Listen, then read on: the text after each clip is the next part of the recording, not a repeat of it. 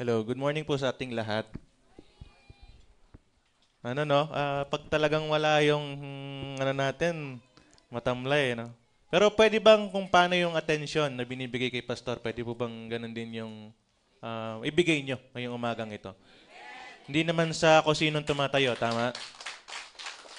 Ba't pumalakpak sila? Pero thank you sa palakpak no, kay Lord ng papuri.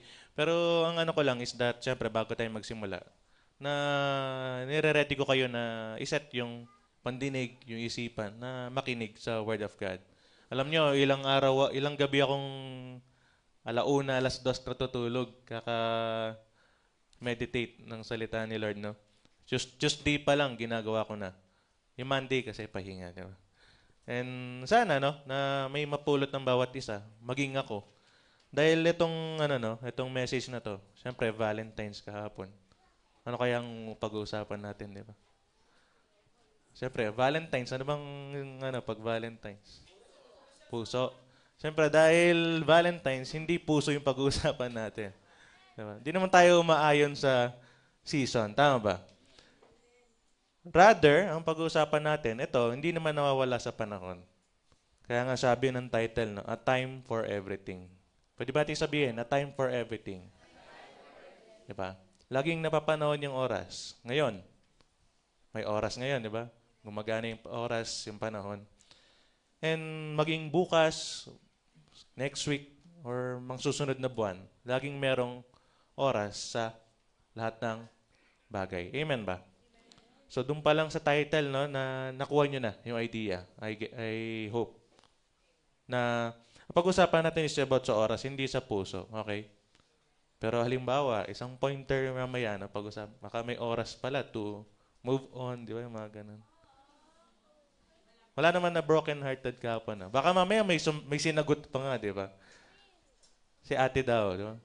Papanganak pa lang yung boyfriend niya. May time para sa pagkapanganak.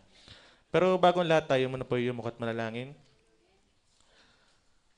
Lord God, pinupuri ka namin pinapasalamatan sa umagang ito, Lord, na muli may pagkakataon kami upang mag-aral ng mga salita, Lord God, at makapakinig ng uh, Word of God, Lord God.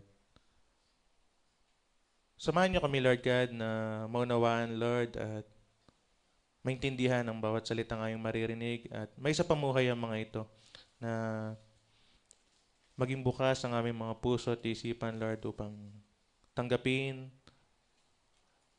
at itanim, Lord God, sa aming mga isipan ang aming mga maririnig na mga salita mo, Lord God. Kami, Lord, ay lumalapit, humingi ng kapatawaran sa aming pagkukulang, Lord God. Kung ano man yung kabigatan, Lord God, na aming nararamdaman, Lord God, sa araw na ito. Yung mga bigat ng bawat isa, Lord God, na naway tulungan nyo kaming bitawan mo na ito, Lord God, upang mas kami makapakinig, Lord God. Mahirap, Lord, na pumasok sa amin, Lord God, ang iyong mga salita kung maraming sagabal sa aming isipan, Lord God. Kaya dalangin ko, Lord God, na tulungan niyo kami, Lord God, na alisin itong pabigat na nararamdaman namin, Lord. Bagaman kami-kami lang, Lord, na ako isang bata, Lord God. Pero alam ko na gagamitin mo ako, Lord, para sa mga taong ito, Lord. And sama-sama naming maunawaan at maintindihan ng iyong mga salita. Muli, Lord God, pinupuri ka namin pinapasalamatan sa umagang ito. At kayo na po ang mag-guide sa amin, Holy Spirit. Sa inyo pong papuri, luwalhati at pagsamba sa dakilang pangalan mo, Jesus. Amen. So, palapakan natin si Lord.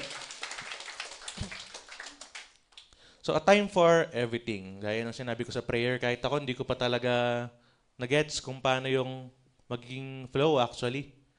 Marami akong pointers, marami akong notes, no? Pero still, 'di ba? Sa mga tumatayo, alam niyo 'yan kung gaano parang kahit ano pa yung sulat mo, hindi mo masusundan 'yan eh. Pero no, unahan ko na kayo. Itong first part, bali sa suma total, parang tatlong parts kasi itong ating pag-uusapan. Sa first part, sabi ko, di ba, hindi, kahit ako hindi ko naintindihan. Kasi, hindi talaga natin maintindihan kung ano man yung pag-uusapan natin mamaya. Magigets mo man siguro ng kaunti, di ba? Pero parang, may ano pa rin sa dulo, parang, ha? Parang ganun. Di ba? Intro pa lang, pinapasakit ko na yung ulo nyo. Hanggang mamaya, sasakit yung ulo natin. Alam niyo ako. Okay ba? So, kaya, Focus, okay ba? Okay, parang okay ba? Amen. So samahan niyo ako sa Ecclesiastes chapter 3 verse 1. Isa sa pinakasikat na verse actually pag pinag-uusapan yung time. So basahin natin na 1 to 3, read. Bagay ay may kapanahunan at panahon sa bawat bagay sa silong ng langit. So sa NIV, sabi dito na, there is a time for everything and a season for every activity under the heavens. Sabi naman sa magandang balita, ang lahat sa mundong ito ay may kanya-kanyang panahon. Ang linaw, di ba? Kaya nga, a time for everything. Ang lahat sa mundong ito ay may kanya-kanyang panahon, may kanya-kanyang oras. Napakagandang verse actually nito. And kung titignan natin, no, sinabi is ang lahat or everything. Pag sinabing everything, hindi lang good things yan. Yun yung pagtatandaan natin sa pag-uusapan natin ngayong umaga. Hindi lang good things yung merong oras or panahon. Diba? Whether it is good or bad, laging nakaayon yan sa kung ano yung panahon ni Lord. Amen ba? Actually, yan yung pinakapag-uusapan natin. Eh. Ang mangyari lang yan is that paghihimay-himayin pa natin yung mga next verses ng Ecclesiastes chapter 3. Okay? Pero bigyan ko lang kayo ng isang kwento dito no, na aking nadaanan lang habang ako'y nag-scroll na o nga no, may gaano ka-importante yung timing. Sabi dito no, may isang company, ang pangalan ng company is Webvan. So familiar siguro kayo dito sa mga concept na ganito, yung mga panahon natin ngayon, Grab, di ba? Foodpanda, kung ano pang mga courier, di ba, na nagdadala ng ating mga parcels, etc. Pero tong Webvan, no, ang ano talaga nila ang focus nila is mga online grocery. Although may grocery naman din ngayon online, tama? Alam ko sa Grab, meron din naman eh. And in-establish tong company to noong 1996, okay? So hindi ko na naabutan to. So sino mang nakaabot dito? Hindi pa naman sobrang tanda. Ano lang? 30? Tama ba? Mga 30 ano. Sabi dito no na yung vision daw ng company na to is syempre mapadali yung pagbili ng grocery, di ba? Napakaganda ng vision nila sa panahon na yon na gusto nila na magkaroon ng kumbaga pagka-advance na magiging mas convenient sa mga tao yung kailang daily necessities no tulad nga ng ito pag-grocery nila. And sabi dito na ang problema nga lang, nung panahon na yon, hindi pa ganoon kalaganap yung internet. Di ba? Even cellphone. Kailan lang naman namusbong yung paggamit ng mga smartphone. Tama ba? And aside from that na hindi pa napapanahon o hindi pa ganoon kauso yung internet, no? Ang isa pang challenge sa company na to na agad silang nag-expand. Kumbaga, nakita nila may potential eh. So agad silang nagpatayo dito. And pinalaganap nila agad yung kanilang business. No? Pero, hindi pa ganoon kalaki talaga yung demand and hindi makasunod yung mga tao. Naintindihan niyo po ba yung kwento? Hindi naman po ito yung focus. No? Ang titingnan natin dito, kung paano yung mga naging move ng company na to na nagdulot ng pagka-bankrupt nila. Na sabi nga, no, yun nga, hindi pa naman talaga established yung internet, yung paggamit ng devices, sabihin na natin. Tapos, nag-extend or pinalawak nila yung kanilang company. In the end, sinashortcut ko na lang, no? In the end, nalugi. Diba? Maganda yung vision, tama? Kasi ngayon naman ngayon, sabi nga natin kayo na sa may example, na meron ng Grab, Foodpanda, etc. And successful, tama?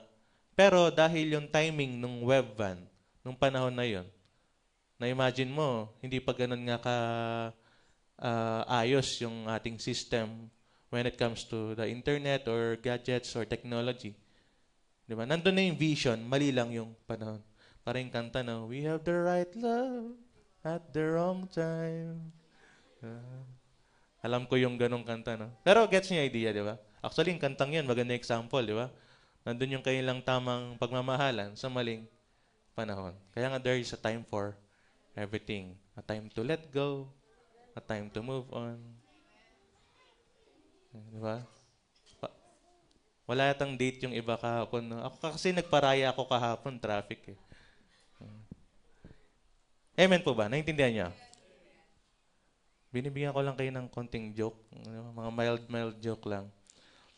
And yun nga, no, sabi dito na many consumers were not yet comfortable buying groceries online. Actually, kahit tatay ko nga sa panahon na to, hindi pa tiwala sa online banking, di ba? So, lalo naman siguro ng panahon na yon na hindi pa talaga laganap yung mga ganun na imagine mo magkiklik-click ka sa computer or sa cellphone mo nun, mukhang may virus yung website, di ba? And yun nga, nag-lead sa kailang bankruptcy. And sinasabi dito na hindi mali yung vision o yung plano ng company na yon. Rather, yung timing. Kung saan ang inunti-unti nila, di ba? Na hindi sila agad naglabas ng maraming cost or gastos, sabihin na natin. Mali natin hanggang ngayon is nandito yung kumpanyang ito. Kaya sabi dito na timing matters. And sabi ng title, there's a time for everything. Okay ba? So pag-usapan natin na dahil medyo marami tayong pointers, 4 lang naman sa first part. Meron pa tayong second part and third part. Pero dadaanan lang natin mabilis kasi hindi natin matatapos ito, no? Sabi dito, no, there is a time to, number 1, commence or terminate. Kinamplikado ko lang, pero ibig sabihin lang ng commence or terminate is magsimula at tapusin. There's a time to start, there's a time to stop. Pwede nating basahin sa Ecclesiastes chapter 3 verses 2 to 3. Next part lang to, no, ng kaninang binasa natin. Sabi sa 2, panahon upang isilang at panahon upang mamatay, panahon ng pagtatanim at panahon upang bunutin ang itinanim. Verse 3, panahon ng pagpatay at panahon ng pagpapagaling, panahon ng paggiba at panahon ng pagtayo. Pag binasa natin itong mga to, parang hindi natin makikita agad no? Kung saan ba pumapasok yung commence or terminate. Pero kung titingnan natin yung kumbaga pinaka-tema ng mga binanggit dito. Sabi kasi sa 2, no? Pagsilang tsaka pagkamatay. Yun yung parang pinagpares niya. Pagsilang at pagkamatay. Or pagkamatay, tama. Ang sinabi pa niya, pagtatanim at panahon ng pagbunot ng tanim. Sabi sa 3, panahon ng pagpatay at panahon ng pagpapagaling, panahon ng paggiba at panahon ng pagtatayo. Kung titingnan natin, gumamit siya ng mga illustrations. Possible na ganun, di ba? Kasi maraming pwedeng maging interpretasyon dito. Pwede mong explain isa-isa na halimbawa dito sa verse 2, no? Panahon ng pagsilang at panahon ng pagkamatay. Pwede mong i-explain na isa-isa. Bakit hanggang ngayon di pa nanganganak si Joy? Di ba? Kasi may oras. Baka gusto ni Lord, February, ganito yung birthday, di ba? Pero may oras. Tama? Naintindihan nyo? Pero kung titingnan natin, no, para i-summarize natin and i-compress, na itong verses 2 to 3, ang pinapatungkulan nila is that merong oras sa pagsisimula. For example, yung pagpapanganak or pagsilang. Simula yan, tama? Simula ng paglaki ng bata sa mundo. Pagkamatay, what's next after death sa lupa? Wala na, di ba? Pag sabihin, pag namatay is natapos or na-stop. Intindihan niyo ba? Para nakikita ko yung iba, parang ano daw? Diba? Kaya sabi sa inyo, nakakalito talaga yung ating pag-uusapan. Ulitin ko lang. Kung titingnan natin yung mga pinag-usapan sa verse 2 to 3, parang pinapakita nila na mayroong pagsisimula or oras sa pagsisimula at oras sa pagtatapos. For example, yung pagsilang. Ayan, dinadahan-dahan ko na. Yung pagsilang, hindi ba pagsisimula ng buhay? Tama? And ganun din naman yung pagkamatay, pagtatapos ng buhay. Tama? So may pagsisimula at pagtatapos. Example pa dito, panahon ng pagtatanim. So sabihin, magsisimulang magtatanim. Tama? Or magpapalaki ng tanim. And pag inanim mo na yung tanim, tatapusin mo na yung kanyang paglago, for example. Or tatapusin mo na yung season of planting. Kasi harvest, tapos na yung yung pagtatanim, no? Dahil nga kinukuha mo na yung ani. Naintindihan niyo po ba? Ganyan yung pag-uusap natin hanggang mamaya, okay? Pero huwag tayo mag-focus doon sa mga nasa verse 2 and 3. Rather, doon tayo sa commence and terminate. Or sa pag-start or pagtatapos or paghinto. Kaya kung babasahin natin ulit, no? There is a time to start or stop para madaling tandaan. Okay ba? So kung babase natin sa title, no, a time for everything. So sabihin may oras pala kung kailan tayo magsisimula at oras kung kailan tayo titigil or magtatapos. And pinangunahan ko na kanina no na pwedeng positive or negative. Sabi dito no, for example, na there's a time to start a business.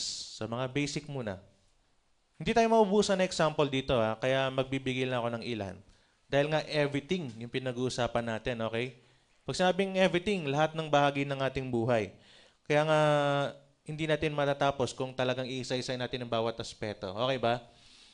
So for example, yun nga, there's a time to start a business. Parang pinag-usapan natin kanina. Tama yung plano, tama yung lahat ng system. Mali yung panahon kung kailan sinimulan. Diba? Literally, kung may plano ka magtayo ng business mo, diba? Aralin mo maigi, kahit sabi mo may strategy ka. Meron pa ring time si Lord na nakaset kung kailan mangyayari or may tatayo yung business na yan. There's a time to start a hobby, diba? Yung iba, sa next Monday, mag-exercise na ako, diba? Nagsiset sila ng time, tama ba? And kami, no? Nakita nga kami ng mga ilang ka-churchmate kahapon. Para kaming alay lakad, ay death march. Naglakad kami malayo, no? Hindi ko na elaborate, pero yan, nakita kami nila Kuya Gani at saka ni ating brother Siomay, si Brother Glenn, no? Na kawawa kami sa daan, na naglalakad kami ng malayo. Pero nga, no? There's a time to start a hobby, for example. And siyempre, there is a time din naman to stop. Diba? What if hindi ka na nag-excel dyan, hindi ka na hindi mo nagagampanan yung ibang mong gawain sa buhay, no? Meron ding panahon para mag-start ng bagong routine. Alam ko, merong mga ganito sa atin, parang alam mo yung feeling mong ulit-ulit lang everyday. Diba? Tapos lagi mong kukumbisiin yung sarili mo na, hindi, bukas papalitan ko na. Pagising ko, hindi mo na ako mag-cellphone. Diba? May mga nakaka-relate ba doon? Diba? Kasi parang feeling mo, pag nagsimula ka na ng mag-cellphone ng umaga, tanghali na, naka-cellphone ka pa. After mong kumain, cellphone ulit, diba? Ako yata yan. Hindi, wala akong gagawin eh. Bakit ba? Nag-meditate naman, diba? And may time din naman to stop a routine. Kung alam mo nang yung routine na to is, yun nga, kung yung routine na in-example ko kanina, yun yung meron ka. So there is a time to stop that routine. Tama ba? Intindihan nyo ba? And ganoon din, kung papalitan mo yung routine mo, sabihin, there's a time din to reset yourself. Alam niyo yung reset na nauuso ngayon? Yung dating bading, tas nagiging straight, di ba? Makakailangan mo na mag-reset. May bading ba dito? Wala naman. Okay. So, hindi sabihin, reset, di ba? Parang related sa kanina, sa routine, na may time na para baguhin mo na yung sarili mo, di ba? Hindi sa pamamagitan mo, pero sabihin, parang binibigyan ka na ni Lord ng clue or hint to reset or change yourself, di ba? And tatanungin nyo, kala ko ba there is a timer for everything? So sabihin, hindi pa will ni Lord na magbago ako ngayon. Lagi namang will ni Lord. Ang nangyayari lang is that tayo yung hindi sumusunod sa kanyang timing. Amen ba? Kasi pag sinabing a time for everything, isang example, no? Si Abraham and Sarah. Pinag-usapan natin yung pagsilang kanina. Ang tagal lang pinangako sa kanila si Isaac, di ba? Ang tagal na pinangako. Ilang years na lumipas bago nangyari yung timing ni Lord, di ba? Halimbawa, sinabi ko sa inyo ngayon, bibigyan kita ng 1,000,000. Pwedeng 50 years from now ko muna tutuparin yun. Parang ganun na nangyari eh. Di ba? Na pinangakuan sila ni Lord na bibigyan ng anak. Tama ba? Pero ang tagal ng panahon lumipas, doon pa lang natupad. Pero kung ganun pa man, meron din naman mga pangako na, or may mga timing din naman, rather, na ngayon na yung timing, di ba? Alam ba, sabi ng kanta, now is the time to worship, di ba? So, kailangan natin na mag-start ng mag-worship ngayon, di ba? Naintindihan nyo ba? So, nakakalito talaga to. Dahil hindi naman natin maintindihan kung kailan ang timing ni Lord. Hindi tulad ng mga kanta, di ba? 1, 2, 3, 4. Ganun lang, masusundan mo na yung timing. Pero si Lord, hindi naman siya out of timing. Pero tayo yung hindi makasabay. May example nga ako mamaya, sasabihin ko, siya yung parang pinaka-choreographer, di ba? Di ba, sino ba yung sinusunod? Yung choreographer or yung dancer? Di ba yung nagtuturo? Tama. And yun yung isang parang role ni Lord sa atin, no? Na siya yung nagkukumpas ng ating timing. Ang kailangan mo is that sumunod sa timing ng Diyos. Amen ba? Intindihan niyo pa? And iba pa example, no? Sabi dito, there's a time din naman to stop doubting. Di ba? May oras para tumigil ka ng magduda. So, feeling mo ba yung ginagawa mo ngayon is may kahinatnan, di ba? Kahit ako, syempre iniisip ko rin to parang Wednesday, Friday, Saturday, practice. Sunday morning, Sunday evening. Diba? Halos wala ka ng oras makihalubilo talaga, etc. Kaya kahalubilo namin, sila brother na eh. Diba? Pang matatanda na yung mga halubilo namin. Diba? And sa personal, ano ko na lang, no? Hindi ko na example. Personal growth, kamo na lang. Siyempre, hindi naman ako nagda-doubt. Pero yun nga, dahil hindi ka nagda-doubt na lalo mo pang simulan na huwag ka nang magduda. Kasi minsan pag naiisip mo na yung isang bagay, medyo dyan nagsisimula, di ba? Na parang mas, halimbawa sabi nga natin, hindi ka pa nagdududa. Pero kung nakakapag-isip-isip ka na parang wala nangyayari, possible na yun yung maging start ng doubt. Kaya pag nangyayari na yung mga ganong bagay or pumapasok na sa ating isipan, yung mga ganon, is that atras ka na ng konti. Di ba? Up, kalma ka lang. Baka papunta na sa pagdududa yan. So, nag-i-stop, di ba? Parang sasakyan. Pag nakita mong yellow yung ilaw, bilisan. Ay, hindi. Ay, di yata nila nag-gets. Pero yun, no? Di ba? Pag nakita mong ilaw, nag-yellow, nag-red, hinto ka na, di ba? Parang nag-warning na pag nakakaranas ka na ng ganun na nakaisip ka na ng mga bagay na magkakos sa'yo ng pagdududa. And ganun din, no? We should stop na rin na gawin yung ating sariling desisyon. Tama? As Christians, hindi dapat tayo lang yung kumikilos sa ating sarili. Sabi nga natin kanina, meron tayong choreographer, which is si Lord. And ganun din, no? We should stop pursuing the wrong path. Okay? Marami example, no? Na possible or possibly sa'yo is tama pa yung direction mo, umuunlad ka financially, pero hindi na pala papunta kay Lord yung direction mo. So sabi nga natin kanina, pag nakikita mo ng mga indication na ganun, mag-stop ka konti, di ba? Pag nakahinto ka, doon mo mas makikita yung mga bagay sa paligid mo. And marami pang ibang example. Pero nakakuha niyo idea. Hello, nandiyan pa po ba? First pa lang po yun, no? Baka nalilito na kayo. Basta in summary, ang ibig sabihin lamang na may oras para magsimula ng isang bagay. At may oras din naman para tapusin. May oras para magsimulang tumigil, di ba? Parang partner lang talaga yan eh. Na pwedeng ang sinasabing sisimulan mo is that maglilid sa'yo sa magandang bagay. Pwede rin namang simulan mo na lumayo dun sa magdudulot sa'yo ng kapahamakan. And ganoon din naman, sabi nga, stop doubting. Positive yun, di ba? Hindi ibig sabihin na mag-stop ka is negative yung magiging epekto sa'yo. Amen ba? Nandiyan pa po ba? Okay, number 2. Basahin natin sa verse 4 to 5 naman. Kagaya nung kanina, no, parang isa-summarize natin or makikita natin yung tema nung mga pinag-uusapan sa mga verses na to. Ang sabi sa number 2, no, basahin natin muna dito. Verse 4 rather. Panahon ng pag-iyak at panahon ng pagtawa. Panahon ng pagtangis at panahon ng pagsayaw. Verse 5. Panahon ng paghahagis ng mga bato at panahon ng pagtitipon ng mga bato. Panahon ng pagyakap at panahon na magpigil sa pagyakap. I-stay natin sa verse 5 na dahil may papaliwanag tayo dyan. Pero kung bigyan ko na kayo ng kung ano yung pangalan ng ating pointers, ang sabi dito, there is a time to reconcile or separate. Hello, nandiyan pa po ba? There is a time to reconcile or separate. May oras para magkabalikan. Hindi yung sa relationship lang May oras para magsama muli, sabihin na lang natin. At may oras para maghiwalay. Kasi kung titingnan natin yung mga verses dito, no, directly, yun yung pinag-uusapan nila. May ang panahon ng pagluha at panahon ng pagtawa. Siyempre, pag may pagluha, mahalin natin, may paghihiwalay. And pag may pagtawa, sabihin, magkakasama kayo. Tama ba? And ganoon din naman, no, na panahon ng pagluluksa at panahon ng pagdiriwang. Itong sa 5, ito yung bigyan natin ng konting explanation. No? Sabi dito, ang panahon ng pagkakalat ng mga bato at panahon ng pagtitipon sa mga ito. Parang anong connection ng bato, di ba?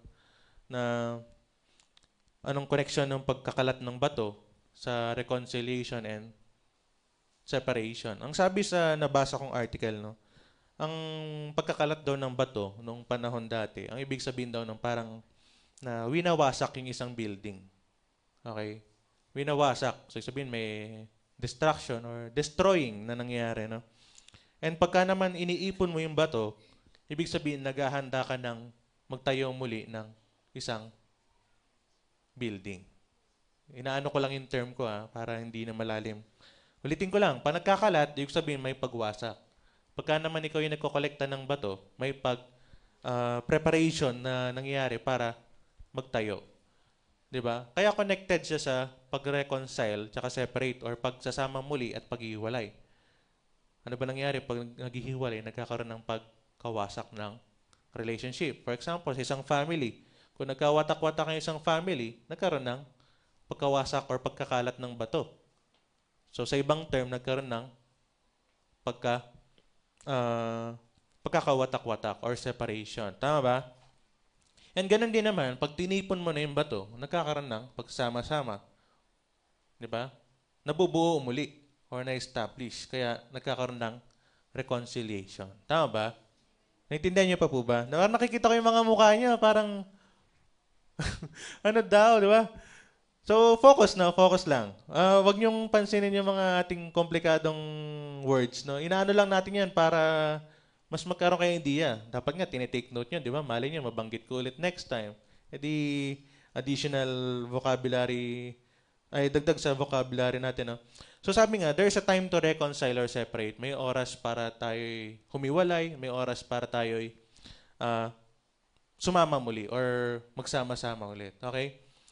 And etong mga pointers na to, balikan ko lang. Hindi siya parang like nabuo randomly. Kung nakikita nyo, sinusunod-sunod natin yung chapter 3, tama? Kanina sa verses 2 to 3, a time to start, a time to stop. Ngayon naman sa verses 4 to 5, ang pinapatungkulan niya, may oras para maghiwa-hiwalay or maghiwalay rather, pwede kasing isa lang. Or may oras din naman na magsama-sama ng muli. So, isang example dito, no? Familiar kayo sa story na to, panigurado. Sa storya ni Jacob and Esau. Tama ba? Familiar sa storya ni Jacob and Esau. Na kung saan sila, no? Magkambal. And ang panganay is si Esau. At ang sumunod na anak is si Jacob. And nung kapanganak nila, no, na dineklara ni Lord na yung mas matanda, which is si Esau, ay maglilingkod kay Jacob. Parang ako, nagiging personal driver ako ng ate ko. Diba? Kahit na pa ako yung panganay, ako yung naglilingkod sa aking kapatid. And ganun nga yung nangyari. Sinashortcut lang natin na si Esau, pinagbili niya yung kanyang pagkapanganay. Tama? Kapalit nung stew, sabi dito eh. Or sabi natin pagkain, para na lang diretsyo. No? And naloko ni Jacob itong si Esau. And nakuha niya yung pagkapanganay. Okay? Ang nangyari dito is that nagalit si Esau sa nangyaring yon. Sa galit niya, pinangako niya na papatay niya itong si Jacob. Okay? And itong si Jacob naman, siyempre natakot at umalis siya. Nagkaroon ng separation. Imagine, di ba, magkasama lang sila sa bahay, nanay, tatay, sila magkapatid. Pero dahil doon sa isang instance na nagkaroon ng sa buhay nila, no, na eto nga, na-deceive itong si Esau. Kaso hindi natin pwedeng sabihing mali, di ba? Kasi yun yung pinraphesy ni Lord. Na yung panganay, maglilingkod dun sa kanyang kapatid. Doon pa lang makikita na natin na may timing si Lord, di ba? May timing para sila magka-separate, di ba? Bata pa lang sila, sinabi na kung ano yung mangyayari sa hinaharap, pero hindi agad natupad. Dahil nga, kumbaga, parang sa prutas, pinapahinog pa, di ba? And nung hinog na, nung nandun na sa sitwasyon, nangyari na yung timing ni Lord na magkahiwalay sila. So, siyempre, baka iniisip nyo, so timing ba ni Lord na nahiwalay ako sa magulang ko, sa kapatid ko? Possibly. Diba? Minsan, kung hindi tayo nahihiwalay, hindi natin matututunan kung ano yung may alam mo ngayon. Tama? Baka kung nasa poder ka pa, kung ano yung nalalaman mo ngayon is hindi mo pa alam, di ba? And ganoon din naman, kung ano sana yung naranasan mo nung nandun ka pa sa iyong pamilya, hindi mo na nararanasan ngayon. Kumbaga may good and bad things na dulot talaga ang bawat pangyayari. No? Naunawaan niyo pa po ba? And yun nga, no, na sila yung nagkahiwalay, nagkaroon ng separation. Sabi nga natin, hindi natin alam kung masamang bagay ba yon. Pero since yun yung sinabi ni Lord, ang pinaka is that good thing. Tama? Bad thing man sa ating pananaw na nagkahiwalay yung magkapatid sa kwento, no? Pero hindi ibig sabihin na pangit na yung timing or yung plano ni Lord na yon. 'Di ba? Sabi nga na hindi magkaisip ang tao at si Lord, 'di ba? Kung yung mga bagay na palagay natin is pangit, baka yun pala talaga yung paraan niya para ma-receive natin yung ating inihingi, 'di ba? For example, ang laging sinasabi na isang halimbawa rin, kung gusto mo ng pasensya, bibigyan ka ng pagpapasensyahan. Kung gusto mong hindi matakot, bibigyan ka ng bagay na katatakutan mo para mapaglabanan mo yung takot na mararamdaman mo. Naunawaan niyo po ba? And ganun din, no? Kahit na nagkaroon sila ng separation, sinabihan ni Lord si Jacob na bumalik na sa kanilang hometown, no? And ganun nga yung nangyari, nagkita silang muling magkapatid at nagkapatawaran. Okay. Anong nangyari doon? Nagkaroon ulit ng reconciliation. Di ba? Timing din ni Lord yun. Kasi sinabi niya na kay Jacob, di ba? Nung sinabi ni Lord kay Jacob na bumalik ka na, sumunod itong si Jacob. So, sabihin, timing din Lord kung kailan sila nagkaayos. Di ba? Kung di siguro sila nagkahiwalay ni Esau, baka hindi niya nakilala yung asawa niya. Tama? So, baka siguro kung di pinaglaban ng tatay ko ang nanay ko, wala ko ngayon. Tama? Kahit wala yung tatay ko, may banat. No? Pero nagigets nyo na everything has a purpose. Hindi lang about timing kasi. Siyempre yung timing, may purpose. Ano yan? Interconnected na yung mga usapan na yan. Tama ba? And isa pang bagay pala, no? Babalik tayo. Na isang bagay pang ginawa nila dito na may timing. Is yung nagsimula silang magpatawaran sa isa't isa. Diba? Nakita natin na hindi lang yung pag-reconcile yung nangyari. Nagkaroon din ng forgiveness. Sinimulan nila magpatawad nung in-instruct na si Jacob na bumalik nga. Amen ba? Makikita niyo yung ang complex, di ba? Parang ang daming timing. Ang daming kong timing na dapat observe sa paligid ko, sa buhay ko. Na kahit small thing lang, hindi natin napapansin na timing pala. Tama? Tama ba? Minsan nga, pati pagpikit lang, di ba? Timing yan. Timing ni Lord. Sa isang pikit mo lang, baka may hindi ka na nakita. Diba? Kaya ganun lang kayo, okay? Hanggang mamaya. Napakaganda ng topic din na ito, ng maging itong reconciliation and separation. Isa pa example, no? Itong prodigal son. Alam natin itong istorya. Pero kung titingnan din natin sa concept ng timing, no? Nagkaroon din ng timing si Lord na kung saan, sabihin natin nagrebelde, itong prinsipe kung may tuturing, no? Hiningi niya yung mana niya sa kanyang ama and namuhay ng reckless, di ba? So sa kanyang pagkahiwalay or separation sa kanyang ama, sasabihin sana kay Lord, sa kanyang father, no, na ginawa niya kung ano yung mga nakakapagbigay sa kanya ng pleasure, no. Pero dumating in time na ubos ang kanyang yaman. Di ba? Even yung pagkain ng baboy is kinakain niya na. So from being a prince, sabihin natin, naging mababang tao, di ba? So maybe will ni Lord and timing ni Lord na maranasan niya 'yon para alam niya yung hirap. Possible, di ba? Although ang pinaka tinuturo talaga sa kwento na 'to na dapat bumalik ka lagi dun sa ama dahil nasa kanya yung yaman and that kapag tayo malayo sa ama, na ganito yung daranasin mo, di ba? Yun yung pinaka talagang kinukwento na itong kwento ng prodigal son. Pero still, makikita natin na sa dulo, nung nagkaroon na ng realization itong anak, di ba? Bumalik siya. Nagkaroon ng reconciliation. Anong ginawa ng tatay? Pinatawad pa rin. Tama? Pinatawad pa rin niya yung kanyang anak. Kapareho lang ng kwento nung kay Jacob and Esau kanina. Nagkaroon ng oras kung kailan sila magkakahiwalay At ganoon din, nagkaroon ng oras kung kailan magsasama muli. Di ba? Sa buhay natin, may mga ganyan din. Di ba? Mga example natin kanina. Lalo na, for example, yung mga iba nating kapatid dito na taga-ibang probinsya, di ba? Na na-separate sa kanilang family, di ba? May purpose. Kung hindi kayo na-separate doon, hindi namin kayo kasama ngayon. Di ba? Eh, diba? May purpose ang lahat. Whether, palagay man natin, pangit yung ating nararanasan ngayon, pero merong magiging magandang kalalabasan yan. Amen ba? Like the prodigal son, we are already with our Father. Di ba? Kasama natin ating Ama. However, we choose to leave God. Di ba? Hindi timing ni Lord na tayo humiwalay talaga sa Kanya. Kasi hindi naman niya gugustuhin tayo lumayo. Tama? Pero tayo yung pumipili, no? Na tayo humiwalay sa Kanya. Pero, sabi nga natin, no? Na may time to reconcile. Yan, kagaya kanina. Ang oras para tumigil magduda is ngayon. Ang oras din naman para bumalik sa Lord is ngayon. Amen ba? Na hindi naman sasabing, okay, next month na lang ako babalik kay Lord. Magkakasala muna ako this February. Hindi naman ganun, di ba? Ang timing sa pagre-reconcile kay Lord is ngayon. Hindi naman everyday eh. Kasi pag everyday, sabihin, baka umaga lang pala. Laging now. Kung ano man yung moment ngayon, yun yung time para mag-reconcile kay Lord. Hindi natin alam kailan darating si Lord. Kung in-schedule mo bukas, mamaya dumating, or ngayon, wala na, di ba? Late ka na. Kaya, lagi nating i-take yung time na ngayon, habang may pagkakataon no, na makipag-reconcile kay Lord. Amen ba? Number 3, there is a time to accept or reject. Actually, parang connected lang to dun sa time to start and stop, no? Makikita natin sa verse 6.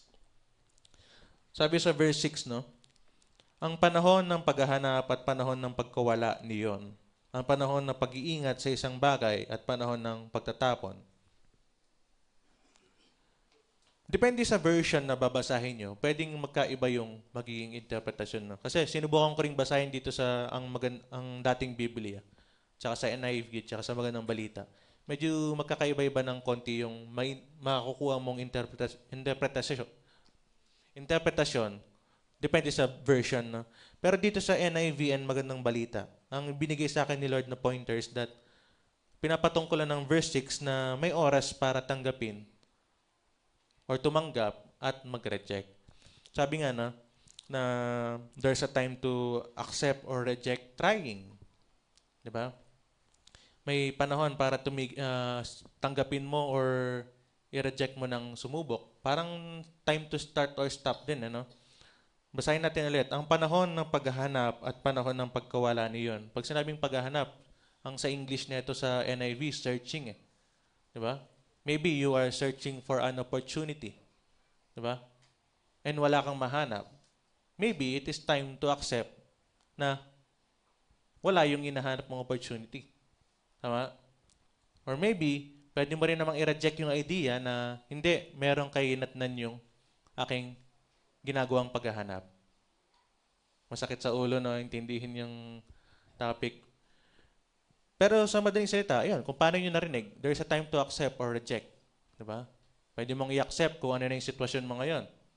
Or there is a time to reject din naman yung sitwasyon mo. Parang, hindi ako papayag na ganito lang. Diba? And likewise, meron timing si Lord kung kailan tayo dapat tanggapin kung ano yung meron tayong ngayon. At meron din naman time para i-reject na hindi lang ako hanggang dito. Halimbawa, sa ating spiritual life, no? I-accept mo na lang ba yung ganyan na alam natin sa sarili natin, di pa natin na-fulfill talaga, di ba? 100% or almost 100% yung ating pag-serve kay Lord. Tama ba? Meron na ba dito na parang natupad niya? Di ba? Even me. Ako nga, sa nakikita ko sa inyo ngayon, no? Nagjo-joke lang ang konti-konti, pero medyo nahihirapan din ako. Parang nagsisink in ba sa mga tao yung aking sinasabi? Di ba? Parang naintindihan ba nila kung ano yung bawat halimbawa, ano yung pinapatungkulan, no? And maybe, hindi man sa akin, kung nakikita ko yun, no, na appearance-wise, na parang hindi nila nagigets. Pero there is a timing na malay natin, paglabas, may nangyari. Ay, ito pala yung sinasabi kanina. Di ba? Hindi naman mawawala ng kabuluhan yung bawat salita ni Lord. Amen ba? Yun nga, there's a time to accept or reject. Halimbawa, itong rich man, no, sa Luke, na isang alam din nating kwento, kung saan nireject niya yung timing ni Lord na sana yun na yung pagkakataon niya para makasumpong ng buhay na walang hanggan. Pero nung nalaman niya yung kondisyon na ipagbili yung kanyang mga ari-arian, nireject niya yung offer ni Lord, di ba? Kasi nasusunod naman niya lahat ng commandments, di ba? Yung 10 utos. Natutupad niya. And then, nasumpungan niya si Lord, nagtanong siya na kung paano niya masusumpungan yung buhay na walang hanggan. And sinabi niya, natutupad nga niya yung 10. Pero nung sinabi ni Lord, no, na ipagbili yung kanyang yaman, nalungkot siya. Tama? Kasi napakayaman niyang tao, no?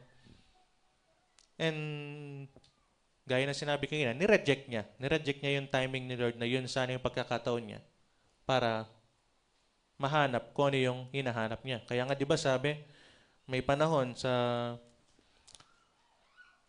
paghahanap at may panahon sa pagkawala niyon. So yun na naghahanap na siya nandun na Kaso, hindi niya siguro nabasa yung timing ng choreographer, na-reject niya. Diba? So sana wag tayo maging ganun, no? Na baka meron ng sinasabi si Lord sa'yo, ayaw mong pakinggan, yun na yung timing niya sa'yo Diba? Baka sinasabi, wala kasi si Brother Edwin Brother Edwin, mag-song lead ka na, ganun. Baka yun pala yung calling ni Lord. Hindi niya nasagot. Buti na lang, di ba? Joke lang. Nagigets niyo ba? Na nire-reject natin yung nagiging timing ni Lord sa atin. Or pwede rin sabihin natin calling. Di ba? And for sure, marami pa tayong ina-accept and nire-reject sa buhay.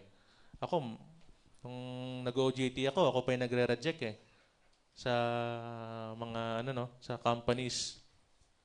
And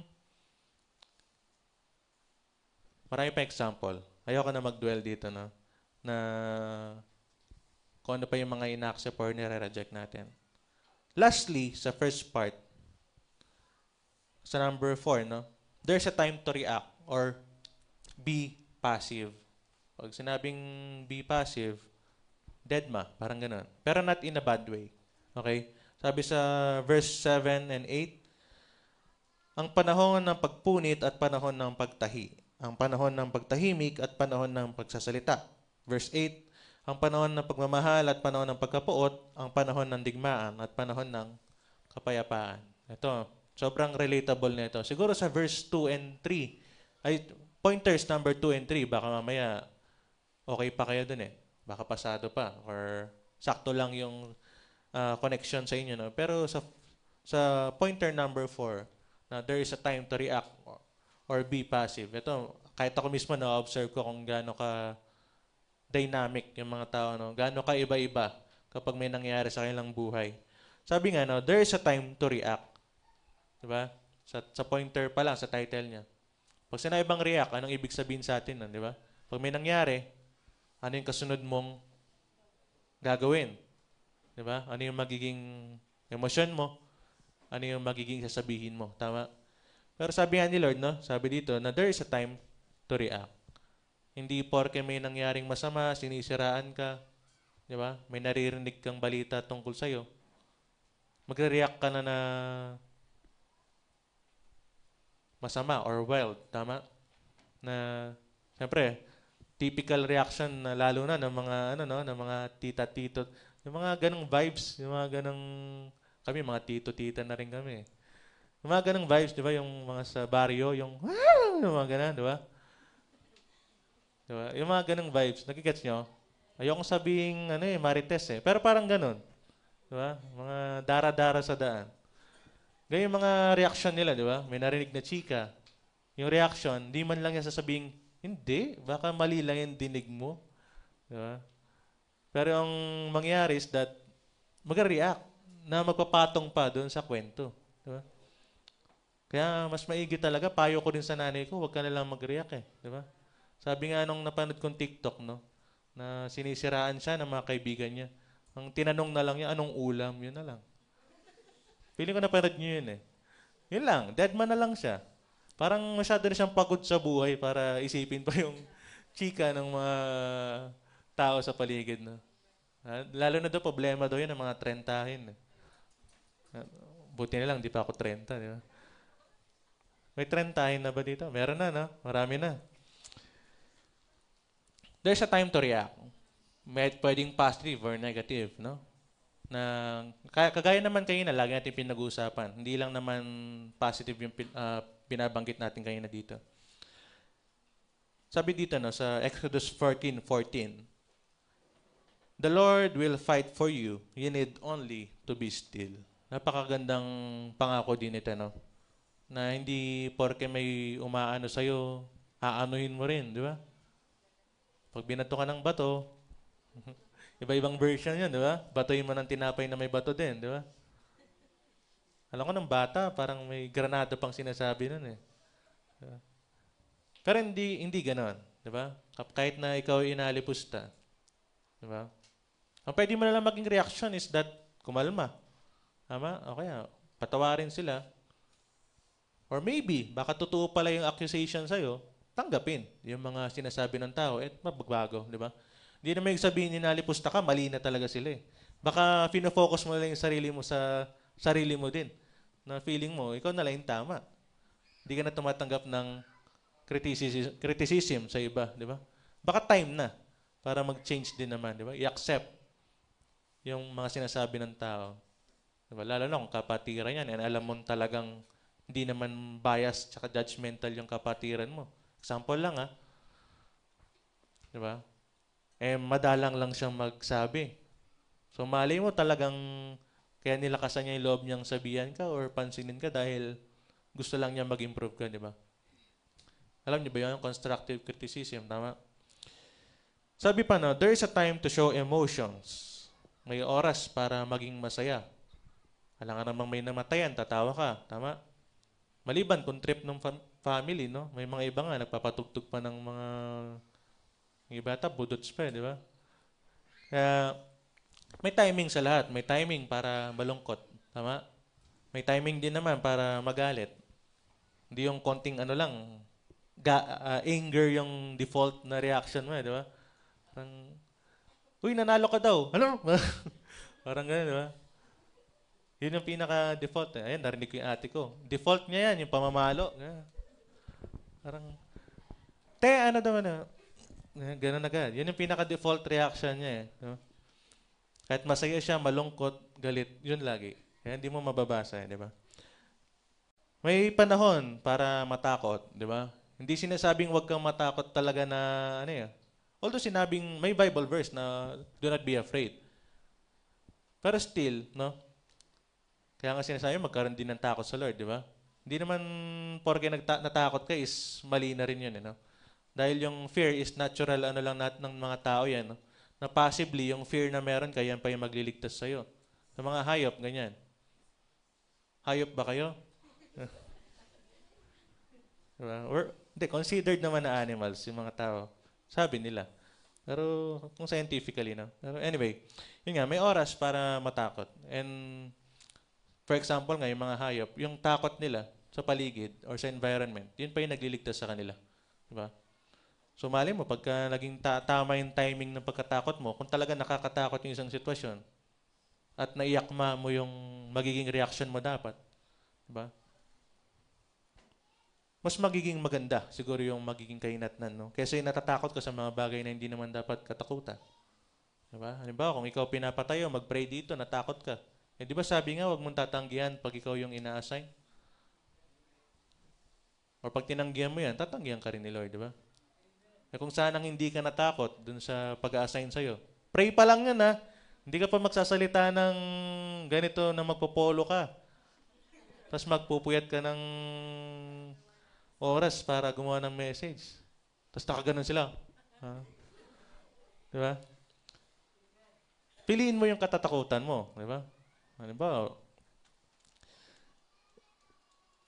wag mong katakutan si pastor, ha? Ano lang, yung piliin nating maigi, okay?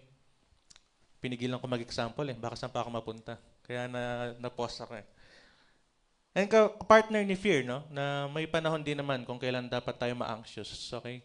Kabahan ka pag di ka kinakabahan. Tama? Kabahan ka pag di ka na nagigilty kapag ikaw ay nagkakasala.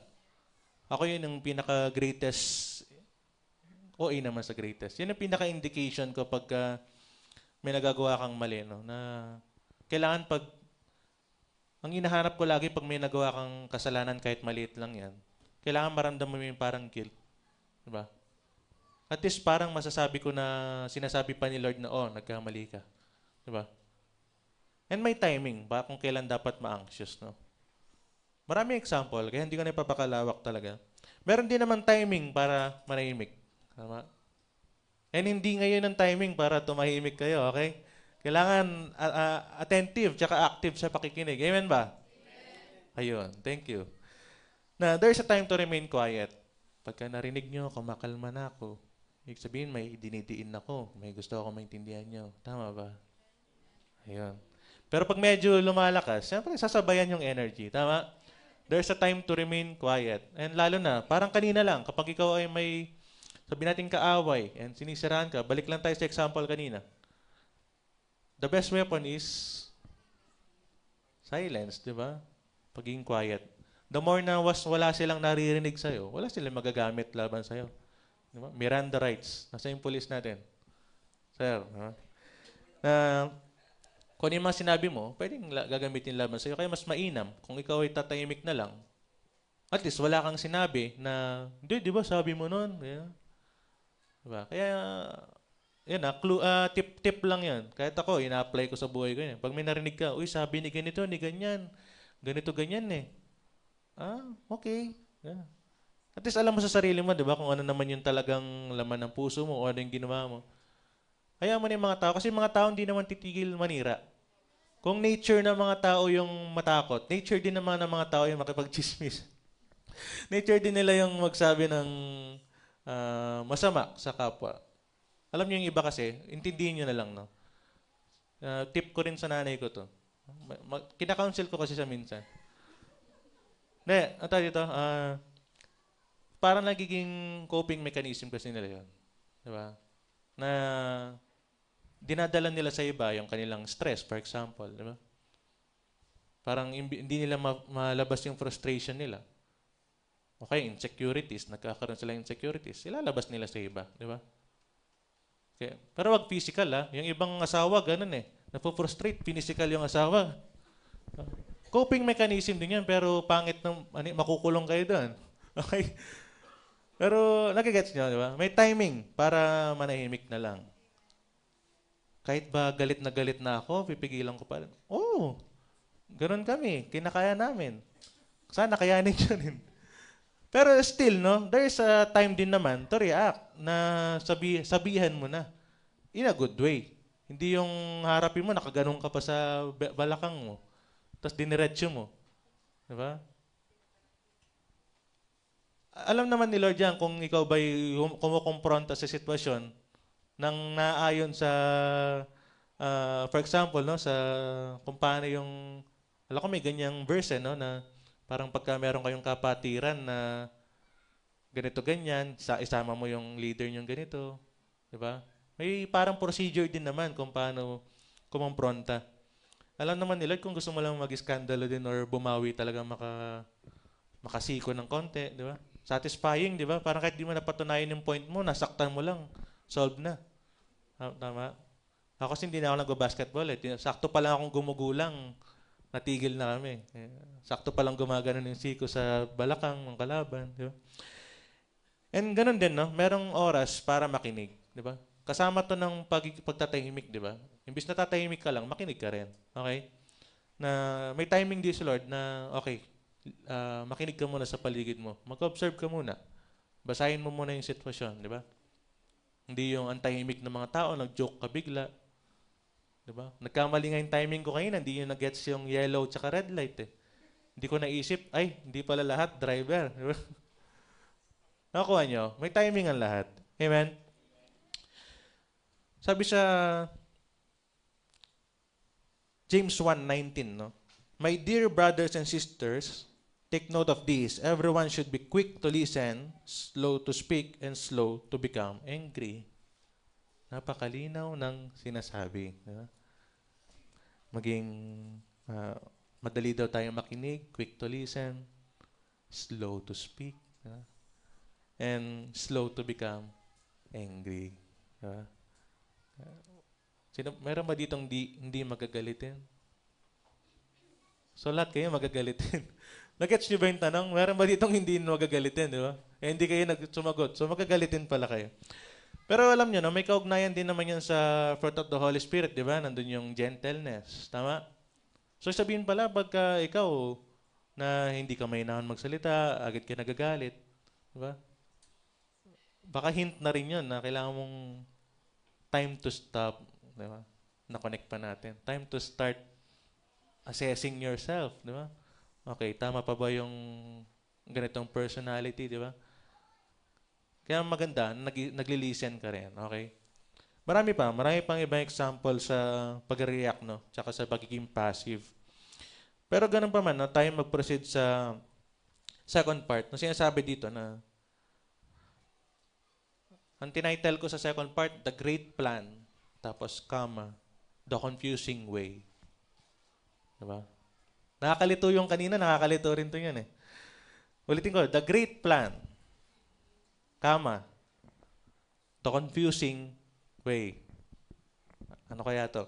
Usog lang tayo ng konti ng verse sa Ecclesiastes chapter 3, verse 11. Sabi dito, He has made everything beautiful in its time. He has also set eternity in the human heart, yet no one can fathom what God has done from beginning to end. Naintindihan niyo ba? Hindi pa gaano. Tagalog. Iniangkop niya ang lahat ng bagay sa tamang kapanahunan. Diba? The great plan. Maganda yung plano ni Lord, diba? According sa kanyang oras. Ang tao'y binigyan niya ng pagnanasang alamin ng bukas, ngunit hindi binigyan ng pagkaunawa sa ginawa ng Diyos mula sa pasimula hanggang sa wakas. Yun yung confusing part. Kung saan sinasabi na maganda at saka may oras si Lord sa lahat ng bagay sa ating buhay. Parang sinasabi lang nung verse 1 kanina. Pero, yung mga tao or tayo, binigyan tayo ni Lord ng parang gusto mong malaman kung ano yung meron sa bukas. Pero, may pero ulit, hindi natin malalaman kung ano yung meron sa bukas. Nagets niyo ba? Gusto mong malaman yung mangyayari bukas or mamaya, yung kinabukasan mo, pero hindi mo malalaman. Okay? Pero babalik tayo, may great plan sa Lord. Hindi mo lang alam kung paano, kailan, saan, sino yung mga gagamitin para maranasan mo yung plan ni Lord or yung timing niya sa'yo. Actually, itong second part na to, pwedeng separate message na to, no? Kahit yung third part. Pero tingnan natin. Sabi dito, number 1, God's timing is perfect. Amen? Sinabi yun sa first part, no? Iniangkop niya ang lahat ng bagay sa tamang kapanahunan. Parang sinabi sa title, a time for everything. May oras si Lord sa lahat. And kung titinan din natin dito, sinuportahan lang niya na He has made everything beautiful in its time. Everything beautiful. Kahit na pangit yung nararanasan mo ngayon. Diba? Kasama yan sa plano. Amen? Mahirap lang tanggapin na kasama pala talaga sa plano yan. Pero yun yung katotohanan. Kaya nga, di ba, the great plan, pero confusing way ni Lord. Di ba? Parang kasama ng plano niya to para mapabuti ako. Kaya yung pangit ng sitwasyon ko ngayon. Sa pananaw mo. Di ba? Lagi naman natin sinasabi, di ba, yung gold, dinadali, ay pinipurify sa init. Hindi ka naman mag-grow kung puro comfort lang yung nararanasan mo. Tama? Hindi sasarap yung siomay pag di mo in-steam. Tama? Kailangan mo nang dumanas ng paghihirap. Tama? Sobrang na yung paghihirap ko. Hinintay mo na yung plano. Tama? Alam ko naintindihan nyo eh. And siguro iniisip nyo na kung paano nakakakonekta sa inyo. No? Pero tandaan natin lagi nga na God's timing is perfect. Yun lang yung pinaka-key dun eh. Na sinasabi dito na clearly na may oras sa lahat ng bagay. And yung, alam naman natin, kung si Lord yung nagtakda, ibig sabihin, perfect yun. Yung kanyang plano. Hindi man perfect sa iyong pananaw, pero yun yung perfect sa kanya eh. So, mali yung pananaw mo. Okay? Huwag mong mamaliin si Lord. God is flawless. So, yung plan din niya sa atin. Amen ba? Sabi pa sa number 2, no? Eternity in their heart. Kung yung timing ni Lord is perfect, ganun din naman, sabi sa verse na to, na nag-set si Lord ng eternity sa ating puso. O yung parang longing na malaman mo nga kung ano yung meron bukas. Diba? Kahit naman bumili ka na namalengke ka na, kahit nandiyan na yung ingredients mo, hindi mo pa rin naman alam luluto mo bukas eh. Diba? Kami may hipon kami sa rep. Tsaka manok, tsaka baboy. Nagluto ng gravy. Siyempre, expect mo, burger steak. Manok yung nakalagay. Chicken burger steak yung nangyari. Well, hindi po invento yan. Invento yung luto, pero yung kwento hindi. Chicken burger steak, di ba? Hindi mo makikita eh. Ay wow, ang ganda ng combination ng ingredients. Tapos yun, tinanong ako ng nanay ko, masarap ba? Oo. Sabi ko lang, pag filet, masarap to. Kasi hindi filet eh. Thai part, drumstick, tayo. Tsaka ibang ribs. Sarap. Yeah. Kaya kinuha ko puro mushroom. Hindi na ano yung longing ko. Hindi na sagot. Okay? Ganon din naman sa buhay, no? Na bagaman alam natin may plano nga si Lord. And sinabi dito, ang tao ay binigyan niya ng pagnanasang alamin ng bukas. So si Lord mismo pala yung nagbigay. Hindi ko alam kung ano yung purpose ni Lord, no? Ba't tayo binigyan ng longing? So parang binibigyan ba tayo ng rason para mag-isip lagi? Pero ako, nireveal sa akin ni Lord ngayon, kaya kanya binibigyan ng longing para mas lalo kang maniwala sa Kanya at magkaroon ng faith. Amen ba? Sige nga, palapakan niyo si Lord sa ano na yun, no? Sa bagay na bagaman pangit nga yung nangyayari or pangit nun tignan, pero may purpose pa rin na maganda, di ba? Alam niyo, ang isang ano dito, no, na ma-explain din natin or siguro nararanasan din ng iba, yung tinatawag na existential crisis. Yun nga, longing eh. Parang iniisip mo anong meron bukas, di ba? Na existential crisis, sabi dito, a period of deep, often overwhelming questioning about the meaning, purpose, and value of one's life, identity, and mortality. Ang daming sinabi. Pero ang ibig sabihin lang yan, parang nagko-question ka sa buhay. Diba? Kaya ang daming paniniwalang nabubuo eh. Na ang buhay ay ang after death, wala nang kasunod. Maraming mga belief or marami ring mga principles sa buhay, di ba? Lalo na kung mag-aaral kayo ng kagaya ng kurso ko, no? Maano ka nun? Mapapa-question ka. So, ang pagtanggap sa pagkamatay ang magiging dahilan para mas mabuhay ka ng mas masaya, sabi ng isang theory. Nagets niyo ba? Pag daw tanggap mo matay ka, mas ma-enjoy mo ang buhay, sabi. May iba naman nagsasabi, ibang kwento na naman. Diba? Maraming theories. Kaya nagkakaroon ng mga nagkakaroon tayo ng existential crisis, no? Kasi, kina-question natin yung kahulugan ng buhay. Ano bang purpose mo? Isa ka bang all-purpose cream? Di ba? Na all around. Tama, na sabi pa nga sa term dito na overwhelming. Parang, di ba? Parang di mo kayang i-handle din pagka talagang bumagsak na sa'yo. Usually ito, pagka nakahiga ka na ng ganun sa kama, tapos nakatingala ka sa kisame. May butiki, di ba? Diba? Na ika-questionin mo, what is the meaning of life? What is my purpose? Diba? Parang wala naman nangyayari. Ganun. Para lang akong robot na gigising, papasok, tas uuwi, kakain. Diba? And mahirap nararanasan yun, no? Pero yun nga, sabi nga sa binasa natin, sinet ni Lord yun eh. Sinet niya na magkaroon tayo ng questioning sa buhay, no? Pero sabi nga natin kanina, no, maybe ang purpose nun is magkaroon ka lalo ng faith, di ba? Kahit hindi naman sinabing bawal ka mag-question sa buhay mo eh. May mga karakter din naman sa buhay na hindi naman nanunumbat, pero sinasabi nila yung kaninang frustrations kay Lord, no? And tayo, considering na wala naman tayo sa Bible, so siyempre, mas mababa tayo sa mga, siguro, man of God na mga nakasulat dito, no? tayo pa kaya, hindi tayo makakaranas ng ganito na questionin mo yung buhay mo. Imagine mo. Ako na lang, example ko sa sarili ko. Nakagraduate ka, etc. Pero, apply ako ng apply. Ginawa ko naman. Ayaw, kuminis. Tama? Pero na-gets nyo, di ba? You're doing your part. Di ba? Kaya nga yung example ko kayo na, Wednesday, Friday, Saturday, Sunday. Pero ba't wala pa yung hinahangad mo? What if di naman yun yung hinahangad ni Lord? Di ba? Nakuha nyo? Na may timing si Lord eh. Kaso ang nangyari, kumukontra ka sa choreographer nga. Tama?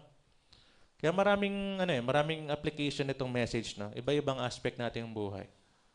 Sabi nga dito, no, na usually nararanasan natin yung existential crisis. So halimbawa, ako nga, nung ako yung nag-graduate, parang what's next? Anong purpose ko sa mundo? Para kaming binitbit na mga teacher namin, nung kadala namin sa stage, binitawan na kami, kalabas mo ng graduation, hindi man sinabi ng teacher kung anong next na gagawin. Hindi niya sinabing mag-apply ka ng SSS, PhilHealth, Pag-ibig, paano kumuha ng TIN, ganyan. O ka, magbi-business ka, hindi ka naman tinuruan sa BIR. Tama? Parang nawala. Kaya nagkakaroon ka ng existential crisis kasi hindi mo na alam yung next. Tama? And then, ganun din, no? Halimbawa, kung ikaw, 50 ka na.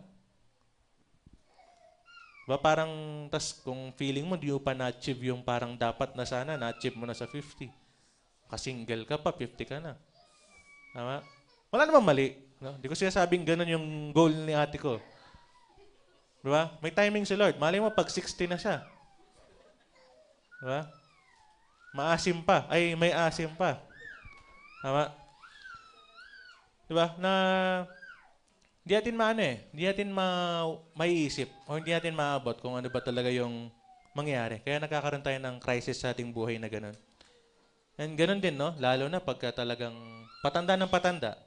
Kung ikaw 50, o ngayon, pag ikaw ay retired na, diba?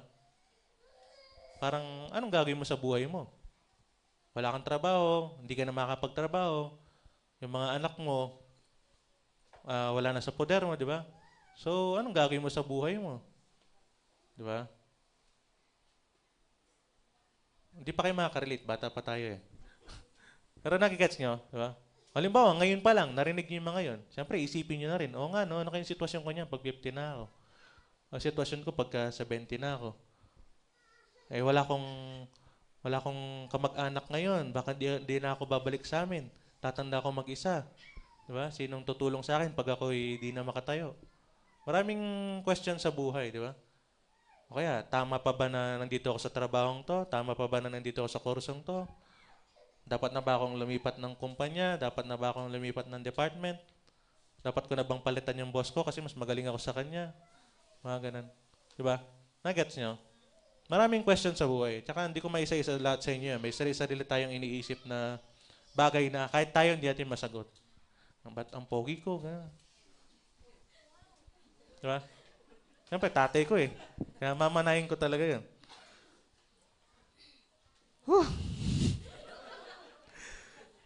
Gagawin ko lahat para lang kahit paano. Pero naiintindihan niyo. Diba? Na ganun din, no? Na, ano ba? Nabiyuda ka. Nabiyudo. Parang, what's next? Tama? O yeah, sabi pa dito, ang baduy naman nito, break up daw. Kapag daw nagiwalay, siyempre, anong next part pag wala na kayo? Can't relate. Next, kapag daw ikaw naman natanggal sa trabaho, what's next, di ba? Hindi mo masasagot talaga eh. O kaya pag ikaw ay nagkasakit, alam niyo yung ate ko nga eh, share lang namin, no? Sorry kasi share ko to. Nalaman niya may scoliosis daw siya. Based sa medical ng just sa HP sa may Angeles, no? Alam niyo yung itsura niya nung nakikita ko siya parang, matay na ba to? Diba? Parang bigat ng dinadala niya. Hindi, nakaganon kasi scoliosis nga eh. Diba? So nagkaroon siya ng existential crisis, tapos nakita pa niya, ang dami niyang defect. Diba? Parang, ano ba to Lord? Ba't ako lahat yung sumalo? Siguro ganun na nasa isip niya eh. Alam niya may scoliosis siya eh. Baka kayo, di naman kayo nagpa-check up. Baka meron din pala kayo. Pero Isa pang ano, no, example, alam niyo yung mga nalalaman nila may cancer sila, di ba? Ito yung isa sa parang mga ano eh. Dahil pag narinig mo yung cancer, parang gugunaw na yung mundo mo. Kompleto pa yung buhok mo, nalaman mo lang may cancer ka dahil may bukol ng konti kung saan man. Di ba? Parang natutuliro ka na eh, di ba? So, paano yung iiwanan ko? Stage 1 pa lang po. Di ba? Kalma lang, di ba? Nagigets niya? Di ba? Na nagko-question na agad sila sa buhay. Pero siguro di natin maiwasan talaga or matatanggal. Pero sabi, there's a time to react. There's a time to remain silent. There's a time to accept. Mali mo, salot ka na pala sa lipunan. Tinatanggal ka na sa mundo. Di ba? Ipapatay ko kayo, kayong lahat. Di ba? May purpose na tatapos niya yung termino niya, tapos napunta na siya ngayon sa ibang bansa. Imagine, pangarap ng iba yon. Switzerland, tama? Mahal yung pamasahe doon, pero imagine, nagpakulong lang siya doon. Tama? Pero may timing ang lahat. Amen ba? Sabi dito, we desire to know what tomorrow brings. Di ba? Ako, lagi ko ring ano to. Ano ba yung ulam bukas ng tanghali? Sabi ko nga kanina. Ang ni-reveal sa akin ni Lord, no, na bakit ba natin laging inaalam kung ano yung meron bukas? Sabi kasi dito, because uncertainty is scary. Nakakatakot pag di mo alam yung bukas, di ba? Halimbawa, may mga gustong umalis na sa trabaho. Hindi nila maiwanan kasi mapapalitan ba agad? Eh, hindi naman ganun kadali. Tama ba? May iba gustong mag-asawa na. Pero ang tanong, anong next? Baka mamaya, pag nagpakasal sila, walang divorce sa Pilipinas. Eh, nag-away sila. Ayaw na pala nila. Di ba? Okay, nalaman niya, si Berta, dati palang Berto. Di ba? Parang joke kasi ni Roman sa amin yun, no? Di ba? Kaya gusto mong malaman kung ano yung bukas eh. Para sigurado, di ba? Ang hirap nun pag di mo sure. Tama? Kahit naman sa mga business owners. Sabi pa dito, ba't natin gusto malaman yung bukas? Ang sinasabi pa na para magkaroon tayo ng direction. Mapagandaan mo. Tama? So kung alam mo kung kailan ka mamamatay, alam mo kung kailan ka mag-i-enjoy. Eh, no? Parang, pag 75 ako, doon ako mamamatay. So, kailangan enjoyin mo yung mga nauna, di ba? Parang, example lang yan, medyo OA na example. Pero gusto mo kasi malaman yung bukas para alam mo yung gagawin mo, di ba? Ano yung next step?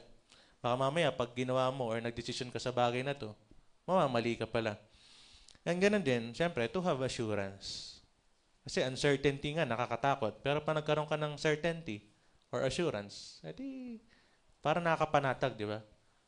Halimbawa, yung binalitaan ng cancer na sinasample natin kanina, baka bumuelta yung doktor. Ay, hindi po, pero one day cancer lang yan. Kahit walang ganun, no? Sasabihin ng pasyente, ay, buti na lang, di ba? Alam niyo, nakakapagbigay ng kakalma ka, di ba? Hindi ka mag-aalala. Pero yun nga, no, binigay ni Lord sa atin yung longing na yun, or yung eternity in our hearts, no? And di natin malalaman yung sagot sa kung ano man yung ating iniisip or gustong malaman. Ang sabi dito sa number 3, dahil yung tao ay may limitasyon. May human limitation.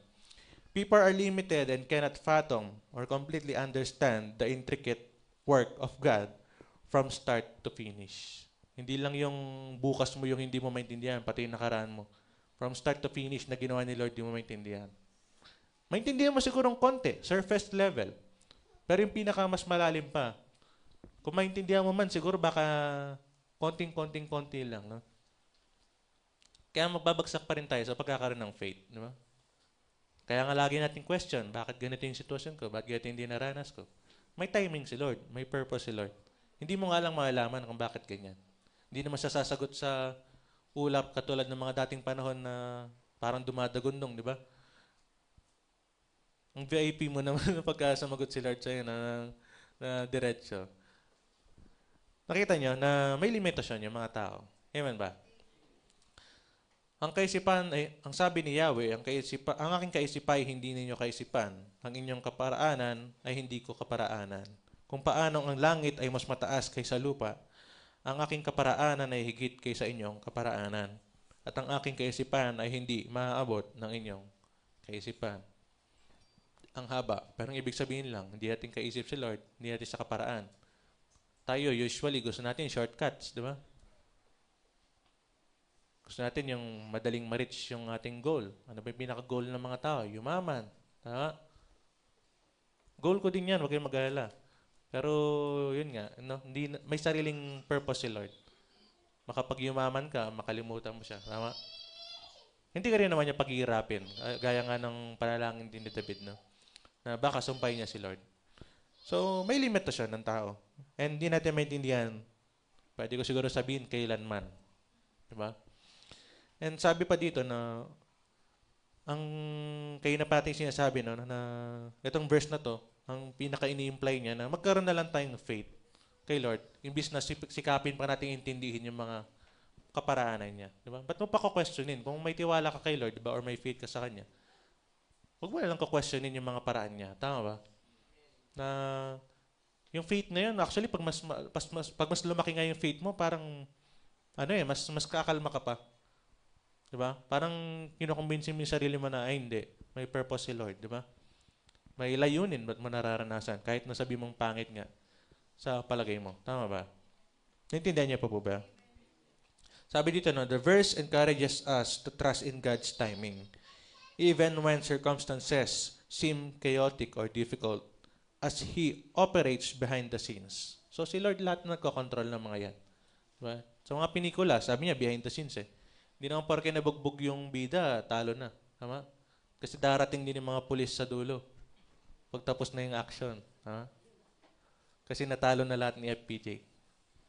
Diba? Kontrolado yan. Kumbaga, may purpose yung istorya mo. Parang hindi ka lang nakaranas ng downfall or problema randomly.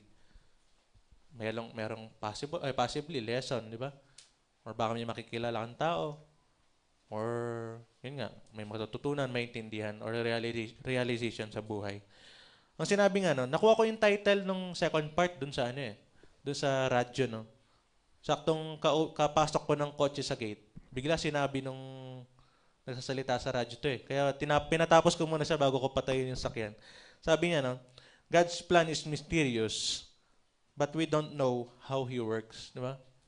Totoo naman, napaka-mysterious na mga works ni Lord. No? Kaso hindi nga lang natin alam paano siya kumikilos. And ulitin lang natin no, na may limitation tayo at hindi natin maintindihan talaga. Basta ang kailangan lang is faith. Amen ba? So sabi nga natin na si Lord is para siyang choreographer ng buhay natin. And masagwang tignan kapag tayong mga dancer is wala sa timing. Hindi ako magsasample ng sayaw. Kanta lang. Okay? Na God is the choreographer of our life. All we have to do is follow His directions to perform this life satisfactorily. Diba? Na sumunod lang sa kumpas ni Lord. Amen ba? Sa timing ni Lord. Diba? Try nyo na ba yun? Sumayaw nang wala sa timing, di ba? Ang pangit tingnan. Tama?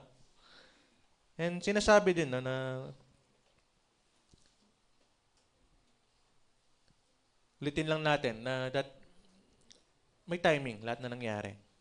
Ayoko nang i-ano sa inyo itong next ibang pointers dahil baka malito na lang kayo ng todo. Pero meron kasing verse dito sinasabi no, sa Ecclesiastes 10. Baka mapa-question pa kayo lalo eh. Baka mag-cause pa lalo ng existential crisis sa inyo to. Dahil kahit sa akin, kino-question ko, and hanggang ngayon, hindi ko maintindihan. At hindi ko maintindihan siguro. Ang sabi dito, no, na all share a common destiny. Hindi ko alam kung may nakapagbasa na sa inyo nito, no? Basahin ko lang maikli yung verse 3 ng Ecclesiastes chapter 9. Sabi dito, itong isang masamang bagay na nangyayari sa buong mundo. Iisa ang kinasasapitan ng lahat. May nakabasa na ba sa inyo nun? Kung meron na siguro, baka kahit kayo napaka-question. No? Sabi, basahin ko na nga. Ang lahat ng ito ay pinag-aralan kong mabuti at nalaman kong lahat ng kilos ng matuwid at matalino ay nasa ilalim ng kapangyarihan ng Diyos. Maging pag-ibig o pagkapuot. So, nasa purpose lahat or nasa plan lahat ni Lord yung mga kilos ng matutuwid at matalino, no? Kahit daw tayo'y umiibig o napupuot, for example, sa ating kapwa, walang makakatiyak kung ano ang mangyayari sa araw ng bukas. Okay? Iisa ang kasasapitan ng lahat. Ang mangyayari sa matuwid ay nangyayari rin sa di matuwid. Napaka parang questionable ng verse na to or controversial, sabihin na lang natin. So, sabihin, kahit pala believer ako at may kakilala ko, hindi believer, pwede rin pala akong mabless, pwede rin siyang mabless, di ba? Or pwedeng ikaw din dumanas ng pangit na bagay, siya rin pala dumadanas ng problema. Ganoon din sa mabuti at sa masama, sa malinis at sa marumi ayon sa kautusan, sa naghahandog at sa hindi naghahandog. Ang nangyayari nga sa mabuti ay sa rin nangyayari sa masama. Diba? Parang nakakagulo, di ba? Nagugulan din ba kayo? So, sabihin, parang kahit pala magpakahirap ako sa gawain ng Diyos, ganun din pala yung na-experience ng iba kahit hindi sila nagsisimba. Di ba? Kahit ako naguluhan ako eh. Parang anong pinakaiba natin sa mga nasa labas? Tama? Kung ganun din pala na pwede kang mabless kahit nasa labas ka. Pero ganun din, pwede ka rin namang mag-suffer kahit nasa labas ka. Pwede ka rin mag-suffer kahit nasa loob. Kahit gumagawa ka ng mabuti or masama, isa lang ang kinainatnan. Sabi nga, no? Dahil we all share a common destiny. Diba? Hindi ko ma-explain din sa inyo yan eh. Binibigyan ko lang kayo ng ano talaga, parang existential crisis. Binibigyan ko kayo ng isipin mamaya pag tumingin kayo sa kisame nga. Ano ba talagang, ano? Diba? Since isa lang ating kainatnan. Pero still, laging babagsak na we must have faith pa rin. And nako, ang isang ni-reveal sa akin ni Lord nung ako minameditate ko to, ang isang kinaibahan natin sa kanila. Bagaman kahit masamang tao sila, yumayaman sila, diba? Kahit na ikaw, mabuti, umikli yung buhay, diba? Nahihirapan sa buhay. Ang isang lamang na lang natin na isipin is that tayo, maaari nating masumpungan yung eternal life, diba? And napakalamang natin sa part na yan. Diba? Sila man, siguro ma-enjoy nila yung buhay sa lupa. Pero at least tayo, meron tayong parang pinangahawakan na parang ticket natin, di ba? Na in the end, kahit sabi mong hindi mo naranasan lang yung mga riches talaga sa lupa. Pag sinabi kasing riches, naisip natin agad, kayamanan, tama? And wala namang masama doon. Sinabi rin naman sa Ecclesiastes na hindi naman yung sinasabing huwag ka nang magangad ng yaman. Pero, di ba, na yun nga, isa rin naman talaga yung kinainatnan ng lahat. Ang nangyari sa'yo, nangyari na sa iba. Ang nangyari noon, nangyari ngayon, at bukas, isa lang. Diba? Nagkaroon na ng gera dati, nagkaroon ng gera ng minsan, nagkaroon ng gera ngayon. Isa lang. Tama? Diba? Napaka ng buhay. Pag pinakaisip mo, magbibiyak yung utak mo eh. Diba? Parang ang hirap intindihin. Pero wag nyo nang pilitin pakaintindi. Kasi nga, gaya na sinabi natin sa binasa kanina, hindi mo talaga maintindihan yung ginagawa ni Lord. Diba? Basta ang kailangan mo lang is magkaroon ng faith. Amen ba? Yun lang yung tatandaan nyo na kahit nasabi mong iisa lang ang ating destiny, meron pa rin tayong alas sa kanila. Yung maligtas. Amen ba? Hindi ko sinabing sure eh. Kasi hindi naman porke ikaw ay naniniwala, is maliligtas ka na, di ba? Yun naman yung isang ano pa eh, sad reality rin naman. Although still, nasa sa atin lang kung paano natin i-work out. Tama? And lastly, no, sabi dito na itong message na everything has a timing. No? Pwede natin makonect to sa last preaching no, about suffering is a blessing. Di ba? Sabi nga dito, life is suffering, but suffering is a blessing, sabi ng last time. Pero dito ako magtatapos. No? Sabi dito, having no clue for tomorrow is worrying. Tama, di ba? Nakakatakot, nakakabahala pag di mo alam ang bukas. Having no clue for tomorrow is worrying. It brings suffering, tama? Pag di mo naintindihan yung bukas, nahihirapan ka, nag-suffer. Pero since suffering, yung pag-aalala sa bukas, no? But it is a blessing to suffer and experience God's favor. We may not understand, but have faith in His guiding hand. Amen. Naintindihan niyo ba? No, na paghihirap. Wala namang hindi paghihirap sa mundo eh. Di ba? Kahit ikaw, may malaking company, maghihirap ka pa rin. May stress ka kung paano mo i-manage. Tama? Diba? Kahit naman, kung wala ka namang company, mag-isip ka paano ka magkakaroon ng isa. Or paano ka uunlad sa buhay. Kung ano man yung definition mo ng pag-unlad. Pag-unlad ba sa'yo yung maraming sakyan? Or yung maraming lote? O yung pag-unlad sa'yo yung may maayos na pamilya? Diba? Maraming tayong definition, no? Kanya-kanya. And lahat yun magdadala ng suffering. Kahit sabi mong mahal na mahal mo yung asawa mo, di ba? Mahal na mahal mo yung pamilya mo. Suffering pa rin yan. Kung mahal na mahal mo yung pamilya mo, maghihirap ka magtrabaho para sa kanila. Suffering, di ba? Kapag naman may asawa, yun nga, no? Eh, dinesisyonan mong wag siya magtrabaho. Tama? Eh, di suffering. Magigising ka, magtatrabaho, uuwi, etc. Di ba? Ganun din naman pag nagkaanak. Lahat suffering. Wala namang di suffering sa mundo. Kahit teacher ko na hindi naniniwala sa Diyos, yun ang paniniwala niya. Life is suffering. Yun ang pinakamoto niya sa buhay. Diba? Let's suffer together. Diba? You must reconcile. A time to reconcile. Diba? Masarap mag-suffer pag di lang ikaw. At least di mo feel na lugi ka, di ba? Kaya isipin mo na lang lahat tayo, may kanya-kanyang dinaranas na pagsubok. Di ba? Kaya maybe sa'yo, mabigat na yun, pero sa iba, magaan lang. Kaya ikaw na parang feeling mo magaan lang yung problema ng kapwa mo at di mo dinaranas yun, be thankful. O ibang topic na naman yun, di ba? Be thankful. Di ko kasi maalis yung topic na yun, no? Yung pagpapasalamat palagi. Na kahit maganda or pangit yung nararanasan mo, be thankful. Dahil sabi nga rin nung aking preaching nung simbang gabi, na in all circumstances, di ba? You must give thanks to the Lord. Tama ba? And may timing lahat. Di ba? Amen ba? Ulitin ko lang no, para mas tumanim sa inyo. Having no clue for tomorrow is worrying. It brings suffering. But it is a blessing to suffer and experience God's favor or yung blessing niya sa atin. Diba? Once na may suffering, may blessing. Yun yung tinuturo sa atin last time, di ba? We may not understand but have faith in His guiding hand. Meron tayong limitasyon. Hindi natin maintindihan yung bukas. Pero magkaroon lang tayo ng faith na may plano si Lord sa pagdidirect ng buhay natin. Amen ba? Yun lamang po.